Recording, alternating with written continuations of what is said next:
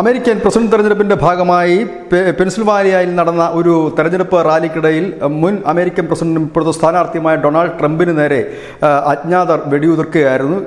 ട്രംപിന്റെ പരിക്ക് ഗുരുതരമല്ല എന്ന് പറയുമ്പോഴും ഇപ്പോൾ പുറത്തുവരുന്ന വാർത്ത ചെവിയിലും ഒപ്പം തന്നെ മുഖത്തും പാടുകൾ ഉണ്ട് എന്നുള്ളത് തന്നെയാണ്. ഏതായാലും അക്രമി കൊല്ലപ്പെട്ടിട്ടുണ്ട്. കൂടുതൽ വിവരങ്ങൾ പുറത്തേക്ക് അമേരിക്ക വിട്ടിട്ടില്ല, ഇല്ലെങ്കിൽ അവരുടെ അന്വേഷണ ഏജൻസികൾ പുറത്ത് വിട്ടിട്ടില്ല. ഏതായാലും ട്രംപിനെ ഇപ്പോൾ ഒരു രഹസ്യ സംഘത്തിലേക്ക് മാറ്റിയിരിക്കുന്നു എന്നുള്ള ഒരു വിവരം തന്നെയാണ് ഇന്റർനാഷണൽ തലത്തിൽ നിന്ന് വരുന്ന വാർത്തയും. ഒപ്പം തന്നെ ഇന്ത്യ ട്രംപിന് തങ്ങളുടെ സുഹൃത്താണ്, രാഷ്ട്രീയപരമായ അക്രമം നിലനിൽക്കില്ല എന്ന് പറഞ്ഞ് ഇന്ത്യയുടെ ആശങ്കയും അറിയിച്ചിട്ടുണ്ട്. ഇങ്ങനെ ഒരു കാര്യത്തിൽ അക്രമ രാഷ്ട്രീയത്തിന് ഈ ലോകത്ത് സ്ഥാനമില്ല എന്നാണ് പ്രധാനമന്ത്രി പറഞ്ഞിരിക്കുന്നത്. ഏതായാലും അമേരിക്കൻ തെരഞ്ഞെടുപ്പ് അതിൻ്റെ ഒരു പ്രധാന ഘട്ടത്തിലേക്ക് കടക്കുമ്പോഴാണ് മുൻ പ്രസിഡന്റ് കൂടിയായ ഡൊണാൾഡ് ട്രംപ് വിവിധ സർവേകളും മറ്റുമൊക്കെ ട്രംപ് ഇത്തവണ പ്രസിഡന്റ് ആകുമെന്ന് പറഞ്ഞിരിക്കുന്ന ആ ഇടത്താണ് ഇപ്പോൾ ഒരു ആക്രമ സംഭവം നടന്നിരിക്കുന്നത്. 2 പേരാണ് ഇതിൽ കൊല്ലപ്പെട്ടിരിക്കുന്നത്. അതിലൊരാൾ അക്രമകാരിയാണെന്നാണ് പുറത്തു വരുന്ന വിവരം. News desk news India Malayalam.